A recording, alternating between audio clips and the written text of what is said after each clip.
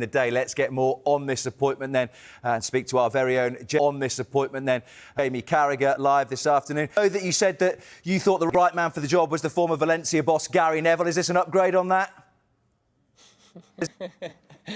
Yeah, I think so. Just a touch. Yeah, I think we can see that. I mean, the manager we're talking about now, Amorim, has had huge success in Portugal, and people might sometimes look at the Portuguese league or even the Dutch league when they talk about maybe Arne Slot or Erik ten Hag in the past and say they're not on the level of the Premier League, but you can only manage the league that you're in, and what he's done with Sporting, to win 2 titles I think in 4 or 5 years is outstanding, because Sporting, even though they're one of the biggest clubs in Portugal, they're not Porto or Benfica. So, to achieve that, and I think it was certainly a long time, I think, since Sporting have won a league title before he came in. So he's got a very good pedigree, and he'll be hoping to take that type of performance and trophies into his job at Manchester United. When you speak there then about making the transition from the Portuguese league to the Premier League, we reflect back on someone like Jose Mourinho, who did it so seamlessly. What are the key things do you think that Amorim needs in his locker to be a success? Well, I think most, certainly, coaches in the Premier League, or certainly the ones at the top clubs, are top quality coaches. That's why they get the role. I think where I felt Erik ten Hag probably faltered a little bit with his actual sort of maybe personality, man manager and charisma.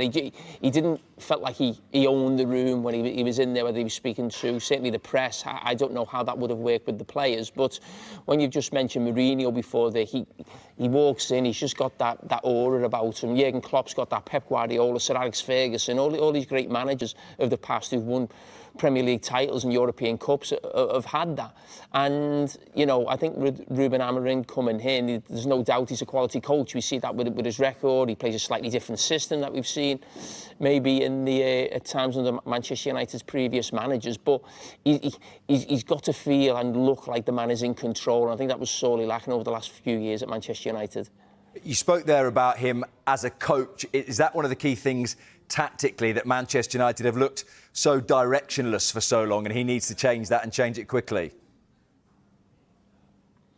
Yeah, I think over the last sort of 15 months, Manchester United have looked like one of the easiest teams to play against in the Premier League, and that can't happen if you're one of the top clubs in the Premier League.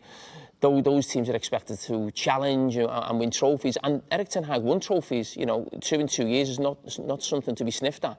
But in terms of getting Manchester United back, in terms of competing for the Premier League and the Champions League, which is what Manchester United should be doing year in, year out, you can't be so easy to play against. Now, Amorim comes in with a slightly different system, which I think is quite interesting and intriguing in terms of why Manchester United went for him. They went for him because he's very successful, but it's also, when a new manager comes in, you're thinking, what can he do with the squad that we've got? Of course there has to be change, because Manchester United aren't quite good enough right now, but the fact that he plays maybe a 3-4-3 system is different. How does that affect the squad that Manchester United have, and what can he get out of the players that are already there? They will be questions that have been sort of put to him when he was, speaking about the job, and he's obviously come up with the answers. But yeah, I've got me Monday Night Football head on when I'm thinking of the new manager coming in and sort of dissecting and analysing how he goes about things. Well, let's just delve into that Monday Night Football head a little bit then, because Gary did say earlier in the week when we spoke to him, he actually thinks that Manchester United would suit the 3-4-3 that Ruben Amorim might well bring. Would you agree with him? Well, I think it would suit the fact that they've got all the centre-backs on the books. I think there's 5, 6, and I think if you play a system with 3 central defenders, you're going to need 5 or 6 centre-backs on the books. I think it gets interesting the further forward that you go. Do the full-backs look like wing-back type of full-backs? They've had huge problems at left-back for a long time, Manchester United, because of the injuries to Malacia and Luke Shaw.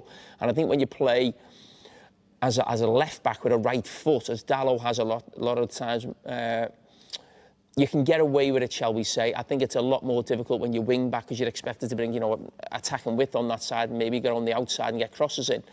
I think, again, going further forward, when I think of Manchester United's 2 biggest names in attack, or maybe the 2 players who maybe cost them the most in terms of the wages, you'd say, was Bruno Fernandes and Marcus Rashford.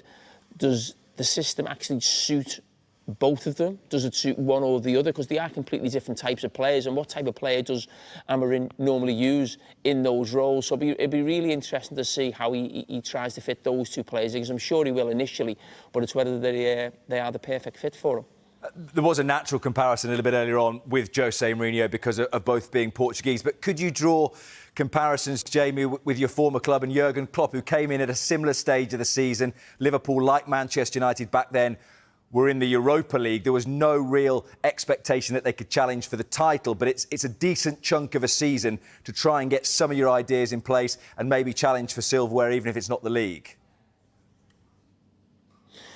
Yeah, I agree with you there. I think what makes me smile sometimes when I talk, I hear other managers or other clubs use Jurgen Klopp as a reason why, things don't go well to start with at the club, and they say, Jurgen Klopp took sort of 4 or 5 years to win the league. I think if you look a lot more closely at Jurgen Klopp's time at Liverpool, he hit the ground running. He had some really big victories, I think, away at Chelsea and away at Manchester City.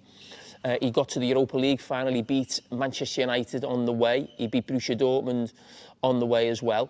And you knew that Liverpool were going places. The following season, Liverpool qualified for the Champions League. The next season, they got to the Champions League final. So within almost 2.5 seasons, Liverpool were in the Champions League final. So there was great progress straight away. Now, it's not going to be easy for Amorim. We know that it's a big job for Manchester United, but they find themselves 14th in the Premier League table. That's very easily fixed, because Manchester United should not be 14th in the table. They've probably got a squad that should be competing for the maybe just outside Champions League, but not a million miles away from that. We look at the teams who are trying to qualify for that now in terms of maybe Aston Villa, Tottenham and Chelsea. They're not a million miles away, if they get back to being organised, right structure, belief in what the manager's trying to do. So I think the easy thing for Amorim is to make Manchester United competitive. Every manager since Sir Alex Ferguson, bar maybe David Moyes, but he was only in the job for just over 6 months, have made Manchester United competitive, whether that's with the league position or in terms of winning a trophy. The big step is the biggest step that we always found a problem when I was playing for Liverpool, was making that step to winning in the league or winning the European. In terms of the Premier League, we won the Champions League, but in terms of getting over the line in the Premier League, that is the toughest one. I think Solskjaer finished second, Jose Mourinho finished second, Erik ten Hag finished third in his first season. I don't think that is too difficult for Ruben Amorim to achieve in the next sort of couple of seasons. It's the next step after that has been the problem for Manchester United. Just another sort of comparison to draw from Liverpool, Jamie. We saw it in the summer. Arne Slot is the first one who's technically called the head coach. That is the same with Ruben Amorim. Is that a suggestion that a lot of the recruitment, which was a big problem under Erik ten Hag, might be sort of outsourced to Jason Wilcox or Dan Ashworth, and that might not be his area, and he's expected more to just coach and improve the team and the players he's got? Well, that's the structure of most big football clubs right now, and some managers don't like it. But when you look at what's happened at Manchester United since Alex Ferguson left, I hear a lot of people talk about the structure at Manchester United. They've got no director of football. People use that as a reason to almost defend managers at Manchester United, why it hasn't gone well. When in fact it's the other way around.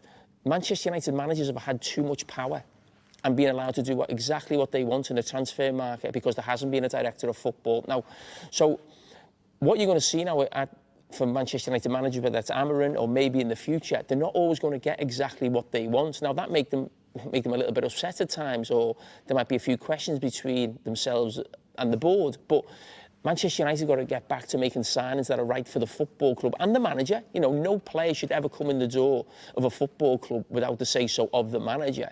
But what's happened with Erik ten Hag, he's just picked exactly who he wants, no matter what the fee is. And Manchester United find themselves in a situation where they're paying, 85 million for Anthony? Listen, it hasn't gone well for the lad. Sometimes that can happen, but there's no way he's a footballer worth that type of money.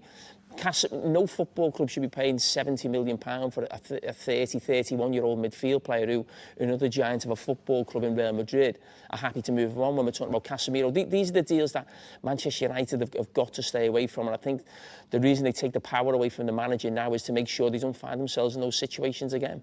Just a final word then, Jamie. I'm not sure if you were hearing our reporter Gail in Lisbon talking about a usual press conference for Ruben Amorim with 4 or 5 reporters there, but the expectation and the step up with every single decision, every single tactical tweak being questioned by people like your good self, that is a huge ask for a new manager stepping up in that terms of calibre, isn't it?